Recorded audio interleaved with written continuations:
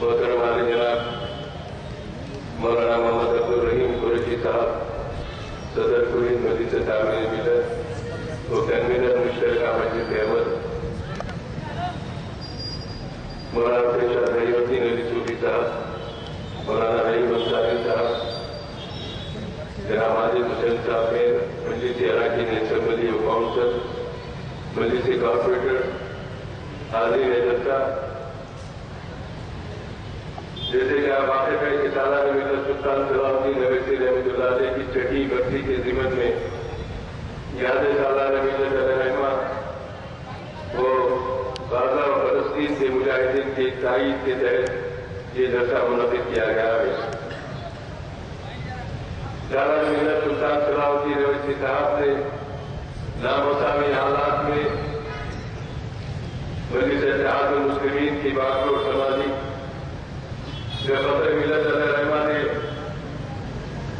Centre والا jail میں حکومت نے ان کو نظر بند کیا تھا تو کارگزار صدر کے عہدے سے سالار ملت علیہ رحمہ نے جماعت کی ذمہ داری کو سنبھالا تھا۔ صدر ملت کی 11 مہینے کی نظر بندی کے دوران گلی گلی نگر پھر کر جلسے منعقد کر کے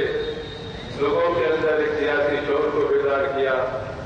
وہیں پر صدر ملت کی رہائی کے لیے مسلسل تحریک چلاتے رہے۔ آخرکار صدر ملت کی رہائی عمل میں آئی۔ صدر ملت سے شانہ بشانہ سالانہ ملت سلطان صلاح الدین اویسی صاحب نے جماعتی سرگرمیوں کو آگے بڑھاتے رہے۔ صدر ملت علیہ رحمہ کے دور صدارت کے 18 سال اور سالانہ ملت علیہ رحمہ کے دور صدارت کے 33 سال اور مسلمانوں کی خدمت کرتے ہوئے 64 سال جملہ زندگی سالانہ ملت نے قوم و ملت کے لیے وقف کر دی۔ مہاراشٹر جاتے، اضلاع کو جاتے، آندھرا تلنگانہ کے، کرناٹک کو جاتے، اتر پردیش کو جاتے، دلی کو جاتے اور اپنی تنظیم کے جذبوں کو مخاطب کرتے۔ میں صرف مختصر عرض کروں گا کہ سیاست میں مسلمانوں کو جو خدمت انجام دینی ہے اس کی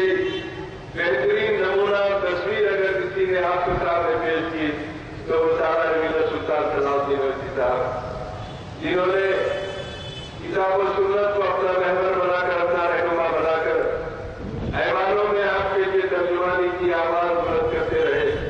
اور ہمیشہ سربلندی کے لیے آپ کی فکر مند رہے۔ کہیں بھی آپ کے تعلق سے کوئی مسئلہ اٹھتا تو فوراً ڈر جاتے،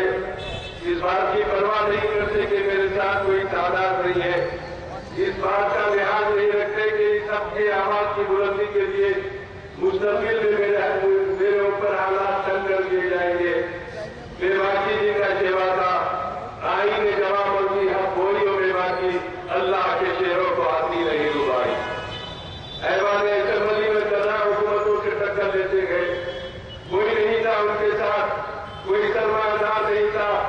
کوئی ان کے ساتھ تائید کرنے کے لیے نہ کوئی ایم ایل اے تھے، نہ کارپوریٹر تھے، نہ ایم پی تھے۔ تنہا ایوان اسمبلی میں ڈٹ جاتے تھے اور مقابلہ کرتے تھے ان باتوں پر جن باتوں کے ذریعے ہماری مذہب میں مداخلت کی جاتی رہی۔ ڈٹ جاتے اور اس ترمیم کے بعد اس بل میں جس بل کے تحت مسلمانوں کی دل آزادی کا موضوع کی اور ایک طرح شخصیت تھے جو ہمیشہ اپنے مسائل کو بہت خوبی، کامیابی کے ساتھ، کامیاب نمائندگی کے ساتھ حل کرواتے رہے۔ میں آپ کو بتاؤں کہ گریوان لڑکیوں کے پی وی نرسمہا راؤ کے چنا لڑکیوں کے ٹی ایچ اے یا این ٹی راما راؤ، یہ تمام جتنے وزرائے اعلیٰ تھے آندھرا پردیش کے، یہ تمام جتنے چیف منسٹر تھے، یہ سب نصیب ادب اور احترام کرتے تھے تو سالانہ ملت کی شخصیت سے اتنے متاثر تھے کیونکہ اپنی آواز کو بلند کرنے کے لیے کسی حیوان کا رعب اور دبدبہ سالانہ ملت کو کی ہمتوں کو پست نہیں کر سکا۔ ڈر جاتے تھے، مقابلہ کرتے تھے کہ اس میں سبھی بڑی